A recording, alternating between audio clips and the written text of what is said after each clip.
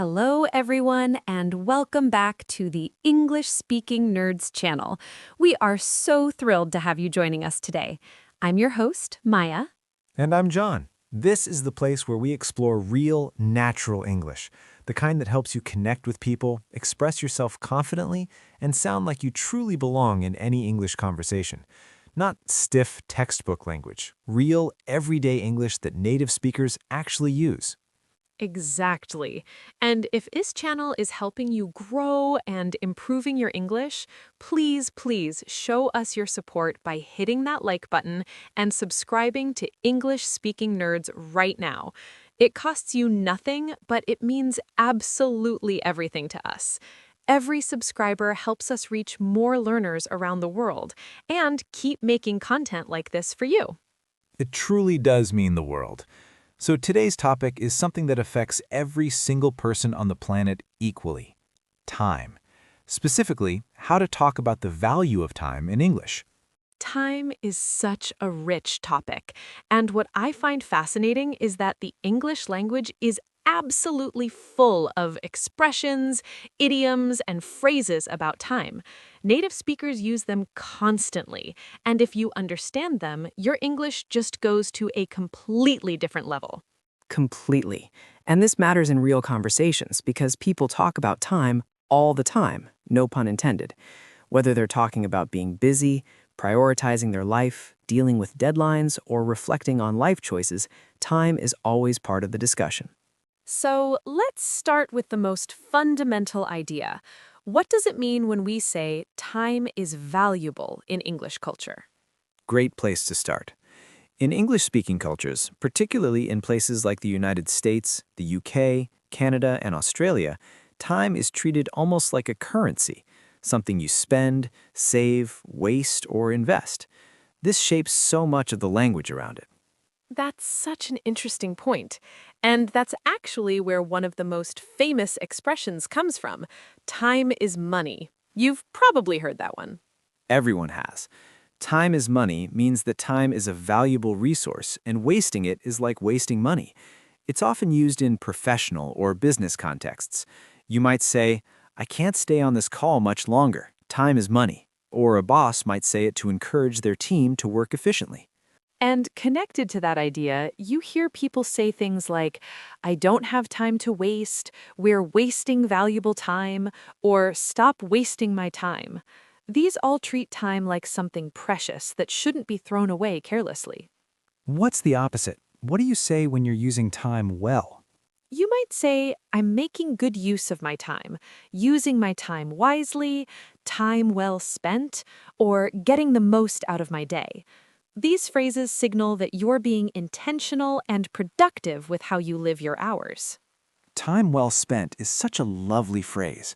You can use it after any meaningful experience. After a great conversation, you might say, "That was time well spent." After finishing a good book, definitely time well spent. It's warm and positive. Now, let's talk about one of the biggest time-related ideas in everyday English, being busy, because how people talk about their busyness is deeply connected to how they value time. Oh, this is so real. In a lot of English-speaking cultures, being busy is almost worn like a badge of honor.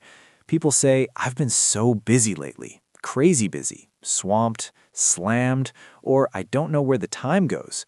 These all communicate that your time is completely full.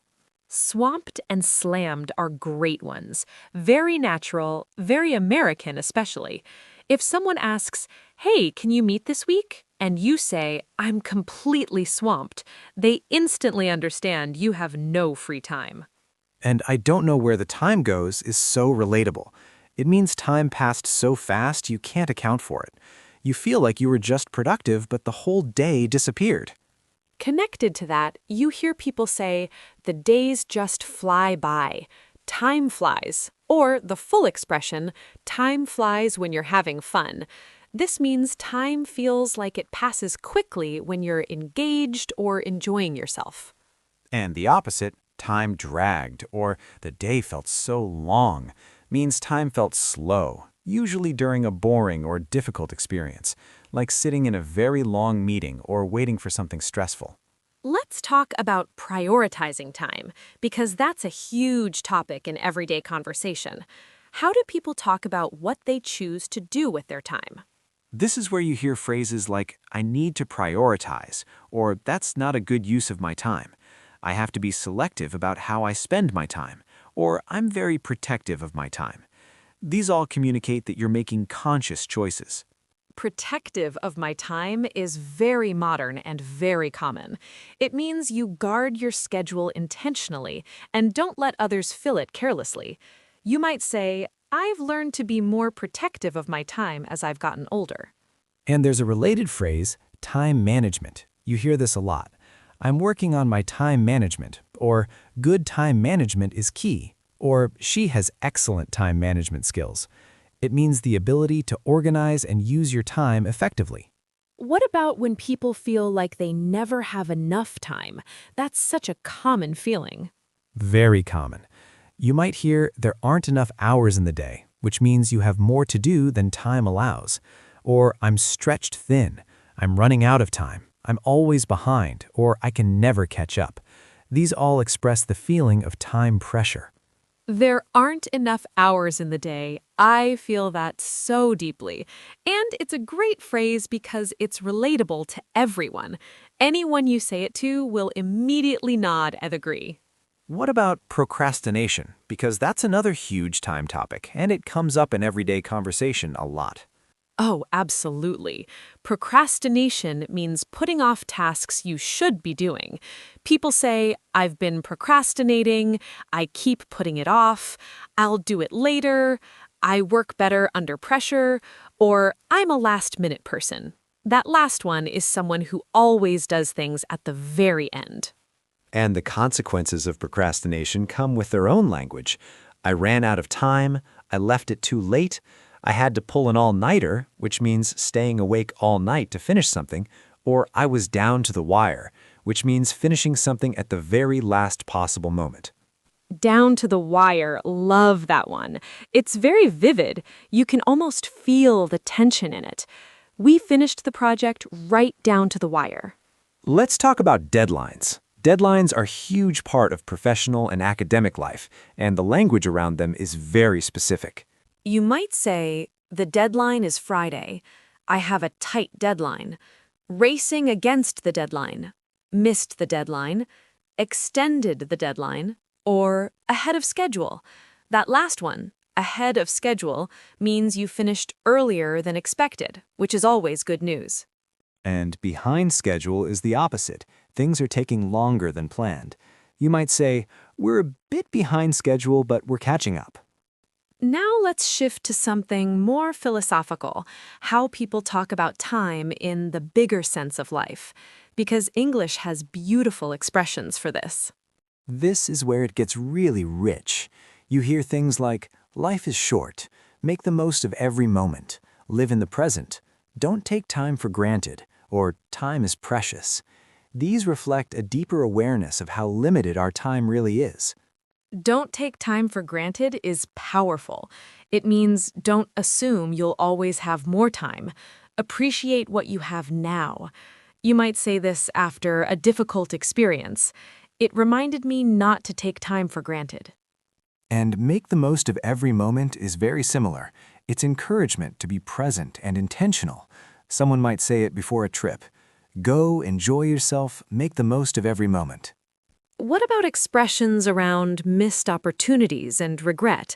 Because time passing without action is something people reflect on a lot. Yes, you might hear, I wish I hadn't wasted so much time. I could have used that time better. Those years just slipped away. Or, I let that opportunity pass. There's often a sense of wishing you could go back. And the classic expression, you can't turn back the clock. This means the past is done and you can't undo it. It's often said when someone is dwelling on regret. I know you wish things were different, but you can't turn back the clock. Related to that is water under the bridge, meaning something is in the past and no longer worth worrying about. We had our differences, but that's water under the bridge now. It's a way of releasing the past and moving forward. What about patience and waiting? How do people express the difficulty of waiting in English? Great question. You might say, I'm counting down the days. Can't wait. The wait is killing me. I've been waiting forever. Or it feels like time is standing still. That last one, time is standing still, means time has completely stopped, usually during a very anxious or boring wait. And when the wait is finally over, people say, it was worth the wait. Good things come to those who wait. Or just, finally, with a huge sense of relief. Good things come to those who wait is such a classic expression. It means patience is rewarded. You might say it to encourage someone who's waiting for something good, a job, a relationship, an opportunity. Now let's talk about how people discuss spending free time versus wasting time, because there's actually an interesting cultural tension here. There really is. On one hand, productivity is valued. On the other hand, rest and leisure are also recognized as important. So you hear two different conversations happening. Some people say, I don't like to waste a single minute, while others say, it's okay to do nothing sometimes, or rest is productive too. And language around rest has evolved, where someone used to feel guilty saying, I did nothing today. Now people might say, I had a recovery day, I practiced self-care, or I gave myself some downtime. Same experience, but framed as intentional and healthy. Downtime is a really useful word. It means relaxed, unscheduled time. I need some downtime this weekend. Finally got some downtime. Or, a little downtime does you good. It doesn't sound lazy, it sounds balanced. What about expressions around being on time and punctuality? Because this is a real cultural and conversational topic. In many English-speaking cultures, being on time is considered very respectful. You might say, I'm always punctual. I hate being late. I try to be on time. Or, being late is disrespectful of other people's time. And when you are late, you might say, sorry, I'm running late. I got held up, which means something delayed you. Lost track of time, which means you forgot to watch the clock. Or better late than never, which is a humorous way of acknowledging lateness while still showing up. Lost track of time is one of those phrases that gets people out of so many situations. It's honest, it's relatable, and it shows you weren't being intentionally disrespectful, you just got absorbed in something else. And the expression better late than never is interesting because it's almost an apology and a joke at the same time. People use it lightly. I finally cleaned out my closet after 2 years. Better late than never. Let's talk about how people discuss long-term time, the future, and looking back on the past, because these conversations happen a lot. When talking about the future, you might hear, I want to make the most of the time I have, planning ahead, investing in my future, building towards something, or I don't want to look back with regrets. These all reflect forward-thinking attitudes toward time. And looking back, you hear things like, where did the time go? It feels like yesterday. So much has changed. Time has a way of changing everything. Or, I can't believe how fast the years went. These are nostalgic, reflective phrases. It feels like yesterday is so beautifully human. You say it about anything that happened in the past that still feels vivid and recent. We got married 10 years ago. It feels like yesterday. People connect with that immediately. And where did the time go is almost always said with a mix of amazement and gentle sadness. It recognizes that life moves quickly, and we don't always notice until we look back. Let me ask you personally, John, how do you think about the value of time in your own life? Honestly, I think the older I get, the more I understand these expressions from the inside. Time really does feel like it accelerates. I've become much more intentional about how I spend it, saying no to things that don't matter, saying yes to things that do. What about you? I feel the same way, and I think that's what makes this topic so universal. Every single person listening right now, no matter where they're from, understands that time is precious. The English language just gives us such a rich way to express that understanding and connect with others over it. Exactly. And that's the beauty of learning these expressions. You're not just learning words, you're learning how English speakers think about life, priorities, and meaning. So, we want to hear from you in the comments. What's your relationship with time?